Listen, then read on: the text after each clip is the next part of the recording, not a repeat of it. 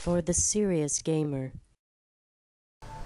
Alright guys, what's up? Here we're going now with another loadout video. I have updated my loadouts that I've been using primarily for the Interdiction game mode, the new add-on DLC, because it takes an extremely different style of play in that mode. So I'm going to show you guys what I've been using for that, and it's pretty cool. I'll give you guys a video on that game mode too very shortly. But real quick, I just want to show you guys my loadout for it. So I'm going assault rifle for it. I've been doing the commando thing lately with the MP5 or the KP5 and the shotgun, but I've been using the assault class for interdiction just because it's most effective in my opinion. So I will give you guys a commando loadout or commando skill tree as well. But right now I'm going to show you this real quick. So I got my assault rifle. I got that thing beefed up, the foregrip reflex. I got the SCAR tier 2 stability, 4x scope, which I don't use a whole lot, but you need to spend 2 points in the tier to move up. So yeah, suppressor of course, grenade launcher, reload speed, and the grenade launcher. One thing I will mention: the battle rifle, the bullets of the battle rifle should damage enemy vehicles. They changed it in the last patch so that only the battle rifle. Only the tier 3 weapons damage vehicles now, instead of all of them like they did before. So the battle rifle, this sniper rifle will damage vehicles, and so will this machine gun. But I don't use them because I prefer assault. I might respec to this machine gun for a little while. Honestly, I might even respec to the sniper rifle for a little while, just to screw around with an interdiction because of how just freaking huge the maps are and open they are. So I imagine a good sniper could actually do well in those game modes as opposed to the other ones because of the sheer bigness of the maps. But that's for a different video. So that was my assault tree, which is pretty expected of me. You guys should know by now that that's my main assault rifle loadout. Then of course the personal defense, I got just the bare minimum so I can get up to that extended knife reach, because that's huge. Big deal there. I don't really use that. You guys should by now know kind of how I feel about all this stuff, but I just don't think that's really worth the points or the credit.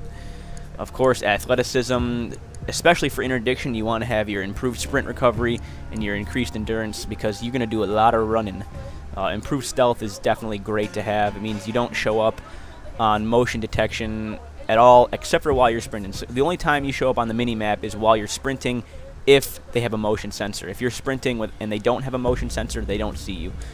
Explosive resistance is huge to have. I normally wouldn't get chemical, but you can if you want.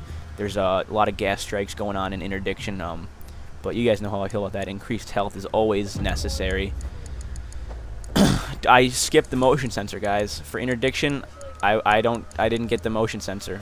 There's just more things that I need to have in my loadouts, which I will show you momentarily, than the motion sensor, and here we're getting up to that. I got the machine gun reflex. I don't use it. I just needed to spend 2 points in the tier to get to the rocket launcher reload speed. That is it's a must-have in interdiction because you will be launching rockets upon rockets at enemy APCs. And see, I don't buy anything else in that tier. Anti-personnel mines, I don't use them either, but I needed to spend 2 points to move up to get the anti-tank mines.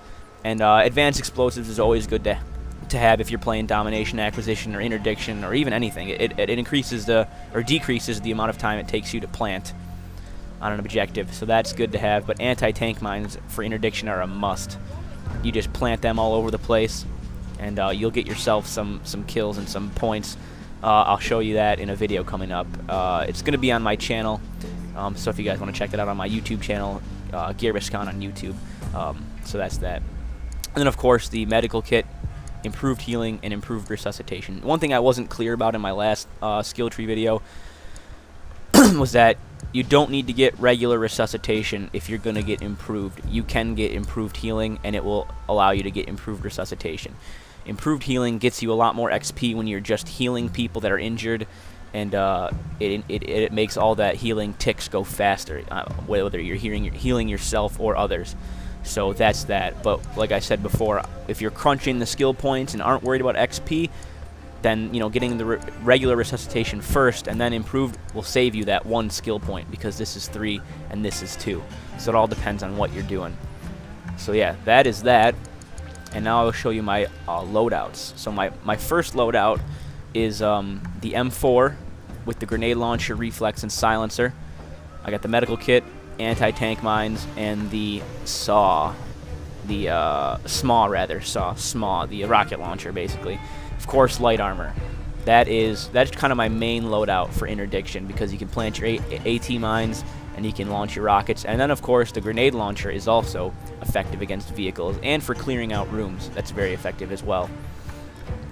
Now, for when I'm not going out APC hunting with my clan, my next loadout is the SCAR with the grenade launcher. Gotta have the rocket launcher and then grenades, which is just, it kind of depends.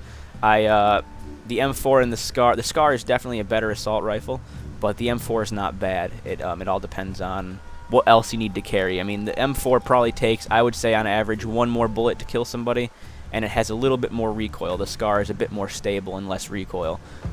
But, you know, the M4, you know, it's definitely a good rifle. There's no question that it's not solid and beneficial to use, especially, like I said, if you need that extra 200 credits, because it's loaded up. The M4 is 200 credits cheaper, which allows me to get the anti-tank mines for 600. And then, let's see, that is my repair kit loadout. Switch the grenade launcher for the foregrip, just so I have enough room to carry the repair kit. And then, I have a couple screw-around loadouts. Here is the new heavy armor, which is pretty ridiculous looking. I'll show you real quick. Here's the regular heavy, and here's the new heavy. You look like a freaking tank. And just for kicks, here's what it looks like with some helmets. So yeah. And then another screw around. These are just for me for screwing around. These are my 2 loadouts that are always changing for whatever I want to kind of mess around with at the time. But these 3 right here are my main interdiction loadouts. So that is that. Be sure to check out my YouTube channel, geirbiscohn on YouTube. And be on the lookout for more videos. I'm going to be doing an interdiction video. I'm going to be rendering it and all that, editing it today for you guys. So what's today? Who knows? So if you like this video, guys, check out my YouTube, like I said, and please do me a favor and support me by watching this video over on the Next Gen Tactics website, the Mag by geirbiscohn section. Thanks a lot, guys. Later.